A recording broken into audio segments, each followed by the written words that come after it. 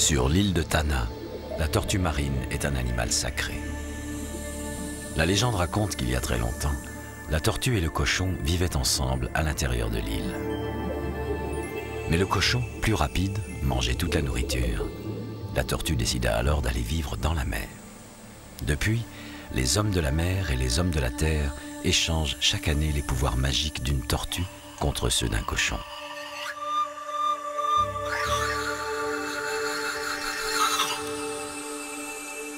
Mon nom est Missy Warren. Je suis le chef du village de la mer. C'est moi qui chaque année capture et porte une tortue jusqu'au village de la terre. En échange, j'en rapporte un cochon, l'animal sacré des hommes de la terre. C'est grâce à ce rite ancestral que l'harmonie et la paix règnent sur Tanna, une petite île de l'archipel des Vanuatu dans le Pacifique Sud.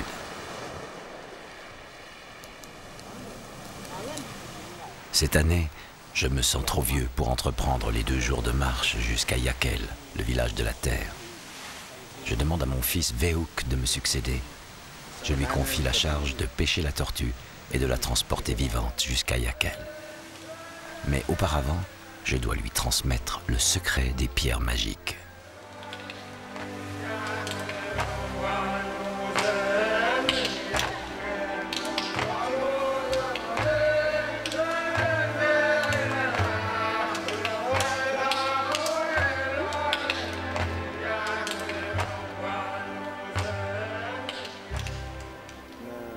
Tu le sais, Veuk, les génies nous ont donné des pierres magiques pour la chasse et pour la pêche. Le mystère des pierres magiques, je suis le seul à le connaître.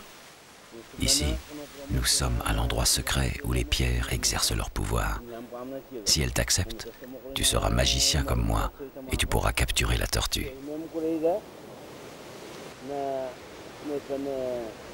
La pierre noire, c'est celle du requin. La blanche, celle de la tortue. Pour attirer la tortue dans la baie, tu tournes la pierre de la tortue vers la terre. Par derrière, tu poses la pierre du requin, sans oublier celle du poisson pilote. Ainsi, les requins vont effrayer la tortue et la pousser vers la côte.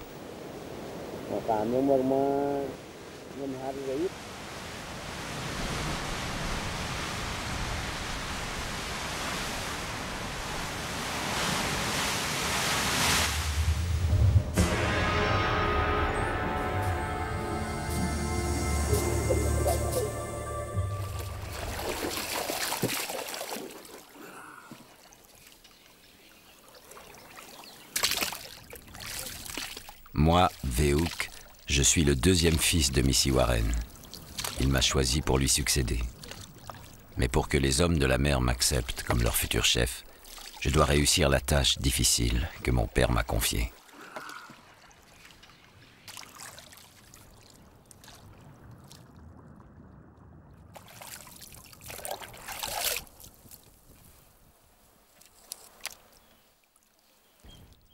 Ici, dans la baie, la dernière colère du volcan Yasour a provoqué l'enfoncement du récif.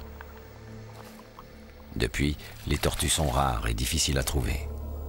Et il y a le gardien de la baie qui ne les aime pas. Si je réussis à ramener une tortue, c'est que les pierres magiques m'auront accepté.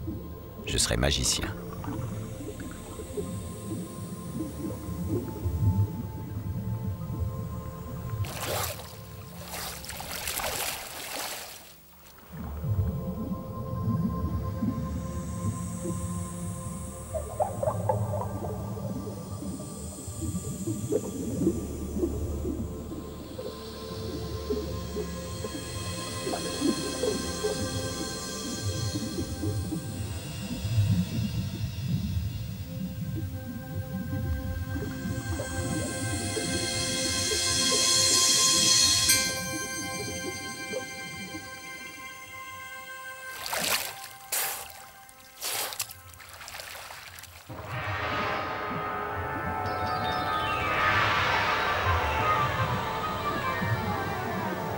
Au moment où Veuk tentait de remonter la tortue dans sa pirogue, le gardien de la baie s'en est emparé et l'a chassé de chez lui.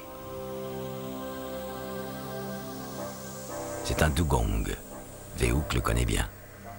Depuis qu'il a perdu sa femelle, il recherche la compagnie des hommes. Veouk et lui sont devenus de véritables amis.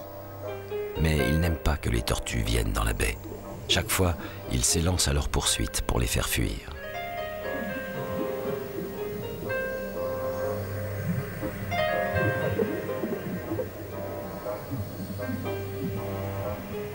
Les dugongs sont des mammifères herbivores. Ils peuvent atteindre 3 mètres de long. Proie facile, à la chair excellente, ils sont aujourd'hui en voie de disparition. Celui-ci est le dernier à Tana. Il doit sa survie aux chefs des villages qui ont décidé de le préserver en espérant qu'une autre femelle le rejoindra un jour.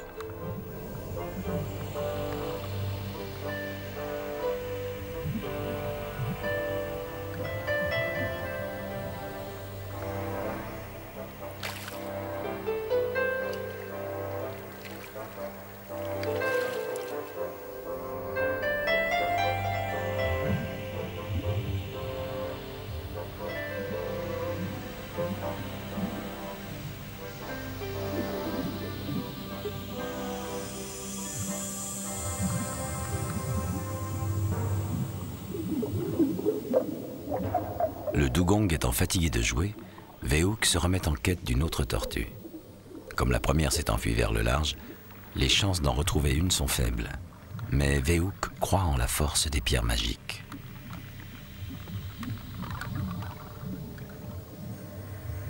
Finalement, il réussit à en repérer une qui s'apprête à sortir de la baie.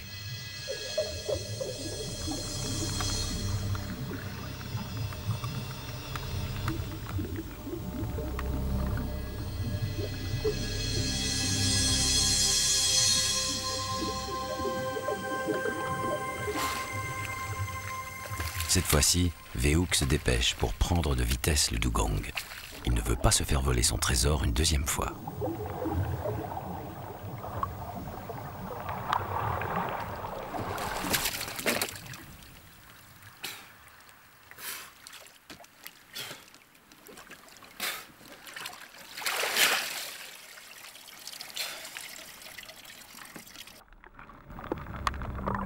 Le gardien est arrivé trop tard. Pour se consoler, il s'en prend maintenant à la pirogue.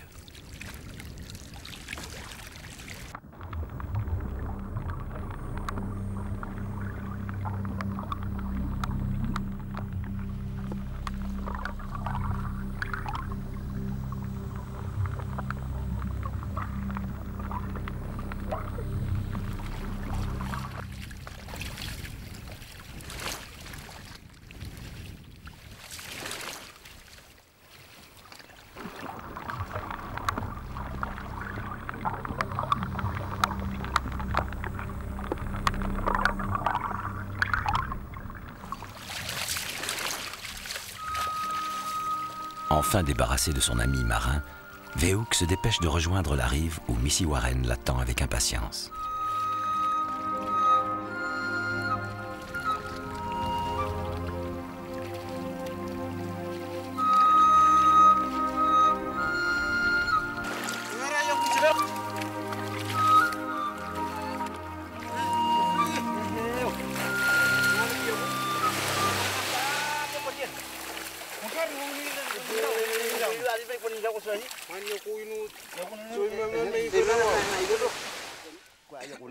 Bravo mon fils, désormais c'est toi le magicien des pierres. Oui, bravo. Moi, je vais t'aider à porter la tortue chez les hommes de la terre.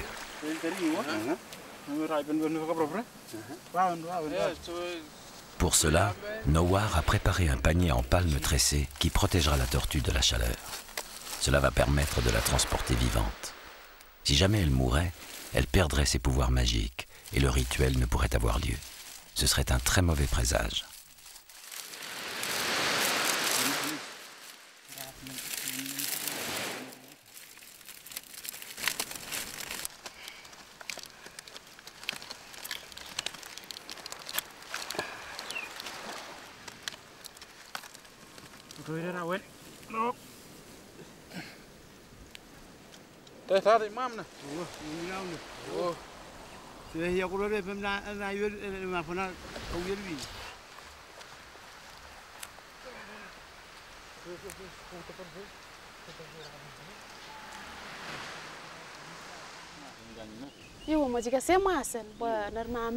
Avant de quitter le village de la mer, Veouk s'arrête chez lui.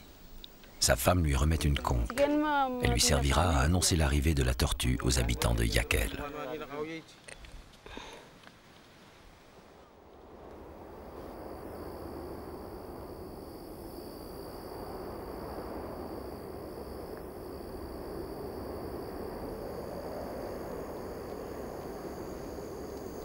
Veouk et Nowar partent pour 2 jours de voyage. Ils remontent le chemin que la tortue avait pris jadis pour rejoindre la mer. Ce parcours rituel, imposé par la coutume, longe la terrible bouche du volcan Yasur.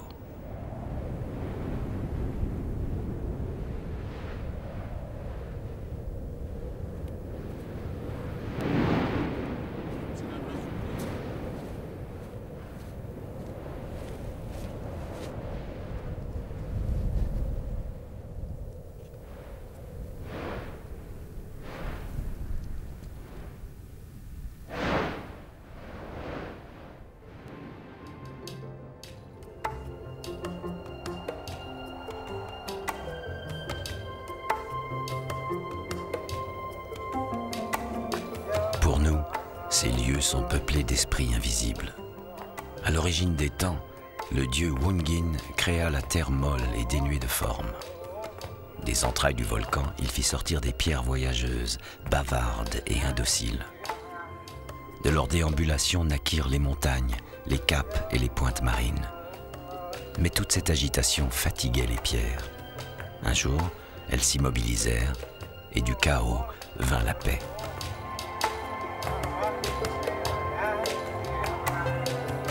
Aujourd'hui, les pierres ont cessé de parler. Mais dès le coucher du soleil, elles s'animent à nouveau. Des esprits errants et malicieux en sortent et attaquent les hommes qui ne sont pas rentrés chez eux.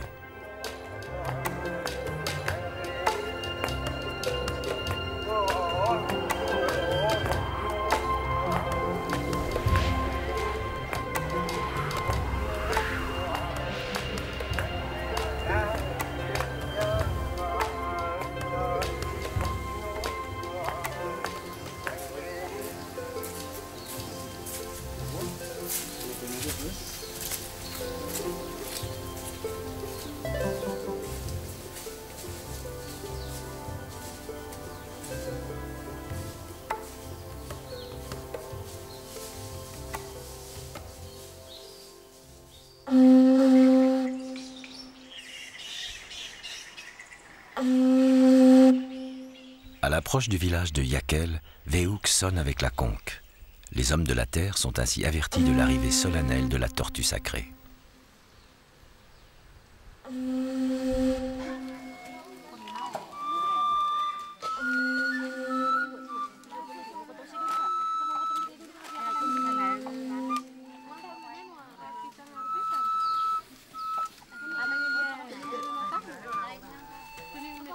Mon nom est Kawiya. Je suis le chef du village de la terre. Le son de la conque m'annonce que les hommes de la mer nous apportent la tortue sacrée. C'est un grand événement pour notre village. Nous allons à nouveau bénéficier des pouvoirs magiques de la tortue.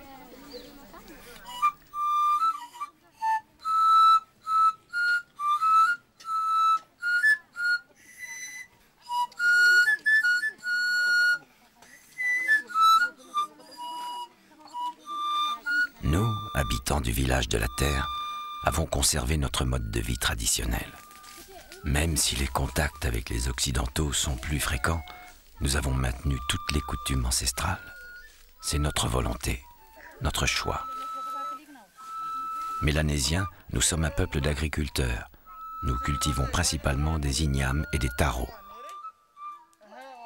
Ce travail est surtout l'affaire des femmes, guidées par nos magiciens agraires.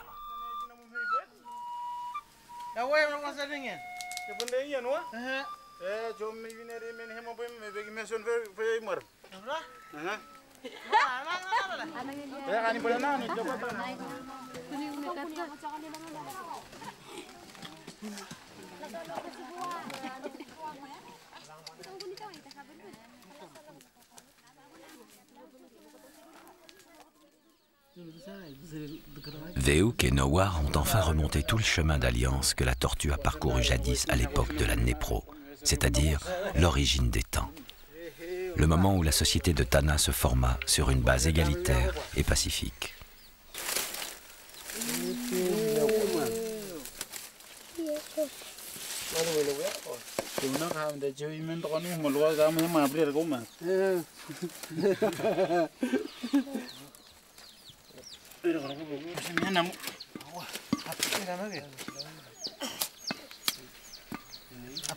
La tortue est bien vivante. Veuk s'est montré digne de la confiance accordée par son père.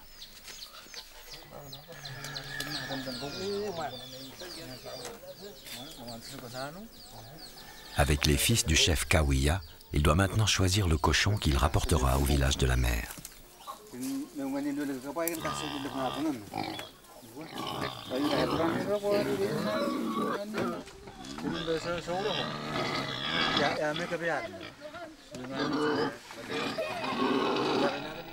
Même si le rite est sacré, l'échange doit être équitable. Une véritable négociation s'engage. Veuk est exigeant. Il veut un cochon de belle taille et en bonne santé. Le fils aîné de Kawiya se fait un peu tirer l'oreille. Il aimerait bien donner son cochon le plus maigre. Mais Veuk tient bon.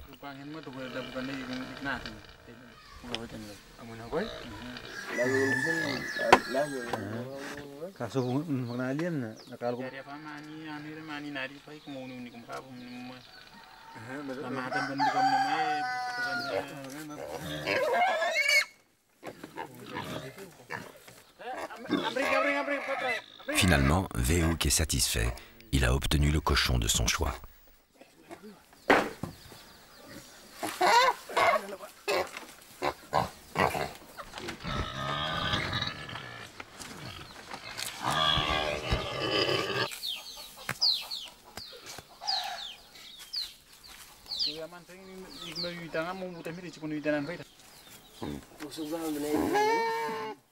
Chez nous, les hommes de la terre, le cochon tient une place très importante.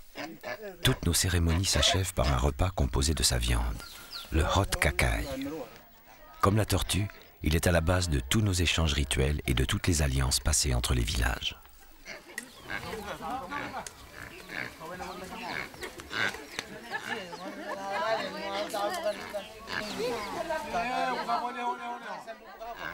Le rapprochement des deux animaux reconstitue symboliquement l'enclos primitif où ils vivaient ensemble autrefois. La racine de Kava symbolise la relation d'alliance entre les hommes de la mer et les hommes de la terre. C'est à ce moment que l'échange sacré a effectivement lieu.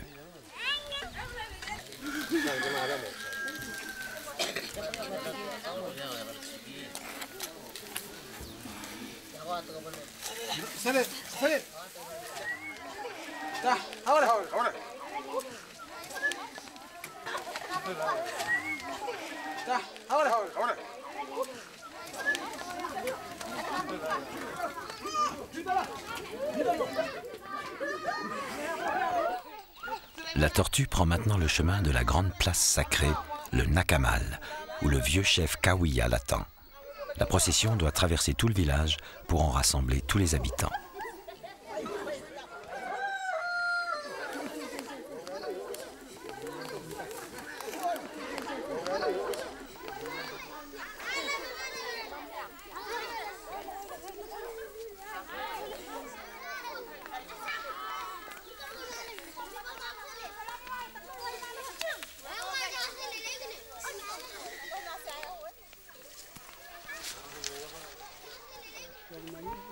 Une nouvelle fois, les pierres magiques ont permis aux hommes de la mer de capturer et de nous apporter une tortue.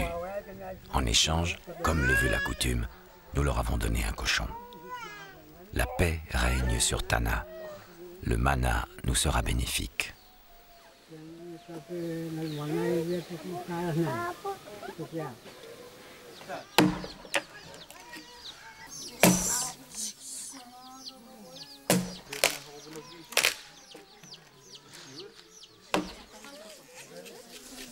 Le mana, ce sont les pouvoirs magiques de la tortue. Pour qu'ils soient transmis aux hommes de la terre, la tortue doit être mangée.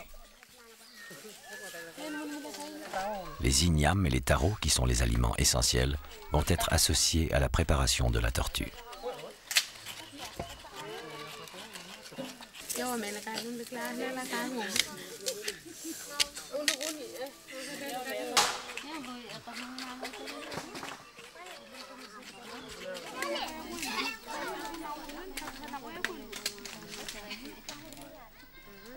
La cuisson se fera grâce à un four mélanésien traditionnel.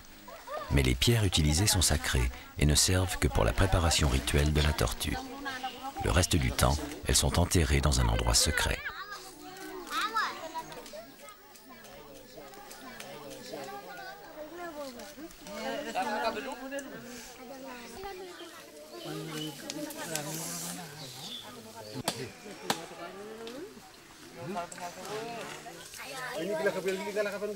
La préparation de la tortue est une opération collective, mais les hommes et les femmes ont un rôle différent. Les femmes, qui cultivent la terre, s'occupent de la préparation des légumes. Les hommes, plutôt chasseurs, s'occupent de l'animal.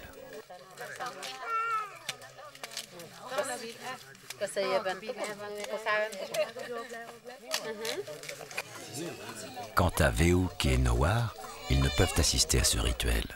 La coutume leur interdit d'assister à la mort de l'animal totem de leur clan.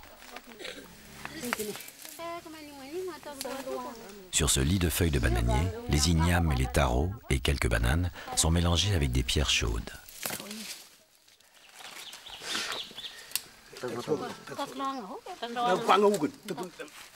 Une fois la tortue posée au milieu, le tout est recouvert de fougères.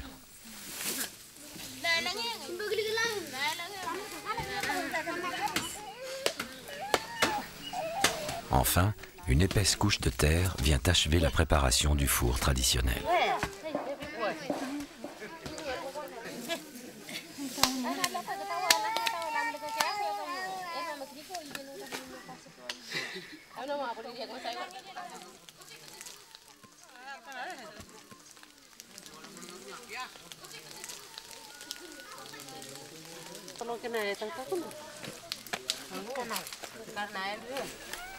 Au bout de 2 heures, la tortue est prête à être mangée. Sa découpe, puis son partage entre les membres du village vont suivre des règles précises.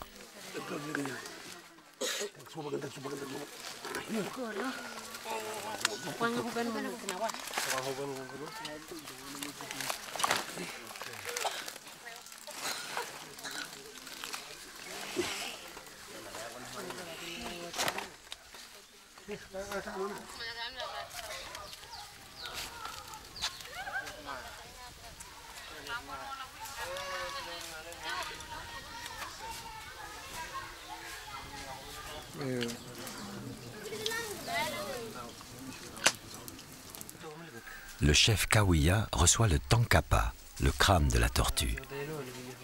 Il le mange pour s'approprier l'intelligence de l'animal sacré.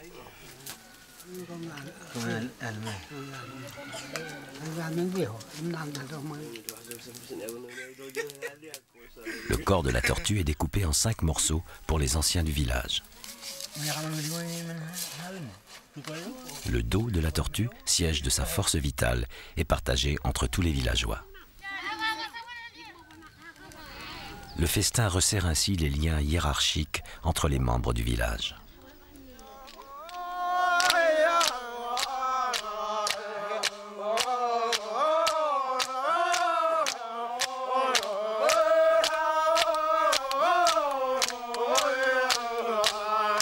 Le rituel s'achève par une danse qui va durer jusqu'à la nuit.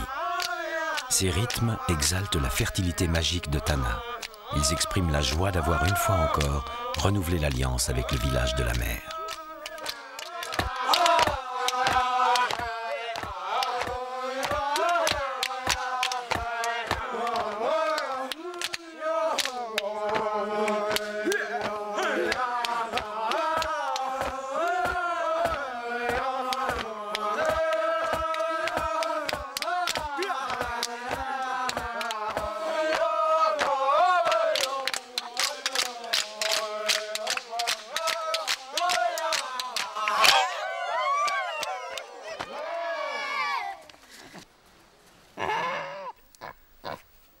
Veouk a conclu l'échange rituel. Il rapporte le cochon aux hommes de la mer qui, à leur tour, vont s'approprier ses pouvoirs magiques par un grand festin. Veouk a réussi. Il sera chef.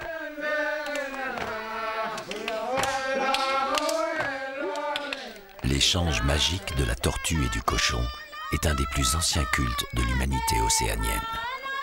Grâce à ce rite, les hommes de la terre et les hommes de la mer ont toujours vécu en bonne intelligence. Le véritable secret de l'île des pierres magiques, c'est l'art de vivre en paix et en harmonie.